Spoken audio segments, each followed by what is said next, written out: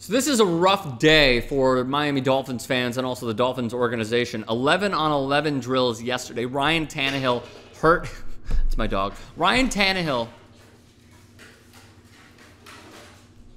3 hours later. 11 on 11 drills. Here's where Tannehill hurt his knee. They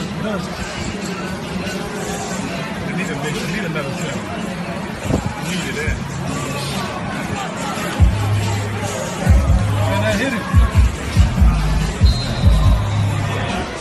So the interesting part about this, there were conflicting reports via Twitter from Adam Schefter that you see right here, and then also a few others about what the extent of the knee injury was. This is via ESPN. As second and third options await, Tannehill still could decide to rest the knee for 6 to 8 weeks and try to come back from the injury again, sources said. But the Dolphins are growing increasingly concerned that surgery will be the most viable and likely option as they and their starting quarterback sift through their choices. He's done, I think, one source predicted Thursday night, referring to Tannehill's hopes of returning this season. This is a devastating blow, but it is also something, and it's not right of us to say, ha, I told you so. But when you have a $96 million quarterback / investment in your club, in your team, and you see the improvement, whether you like it or not, with Ryan Tannehill in terms of QBR, completion percentage, what have you. What you want to do is protect that investment as much as possible.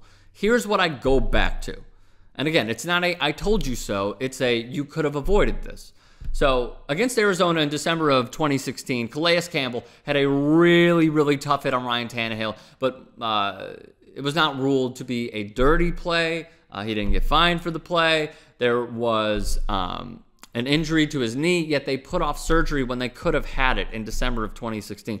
Now, here we are in August, early August of 2017, and he hurt his knee once again, and one source even told ESPN that said Thursday, because Tannehill did not repair his partially torn ACL during the offseason, his knee was, quote, a ticking time bomb that was going to go off at any time. Again, not a savvy move by this team, who it seems like continues to make mistake after mistake after mistake, whether it's signings, whether it's coaching changes, what have you, and now they do it with their investment in Ryan Tannehill. So now you immediately turn to, okay, what can the Dolphins do to try and just turn around potentially this season, because he's going to be out for some time.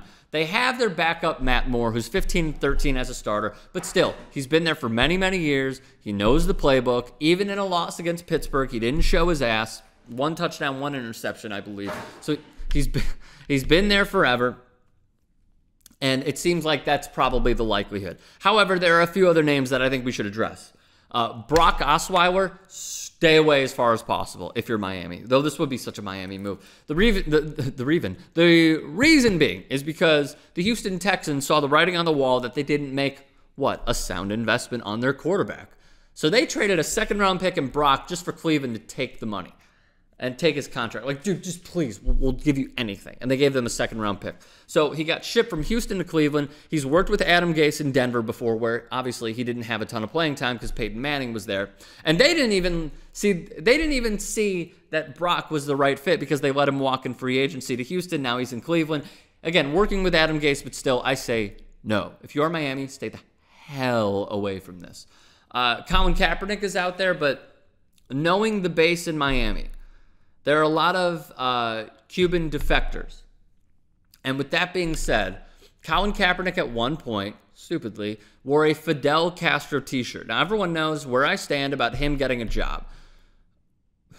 The problem with this is you have so many Cuban defectors that go to Miami, that live in Miami, that try to get away from Cuba, and him wearing a Fidel Castro t-shirt does not serve to the base of Miami fans.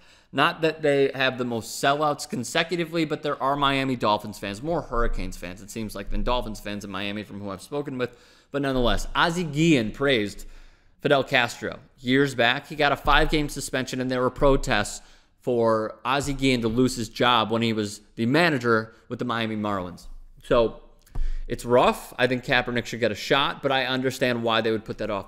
The last one is, and we don't even know if this guy is working out, if he's staying in shape, or if he's enjoying retirement. And that man is a guy who did pretty much nothing for the Chicago Bears.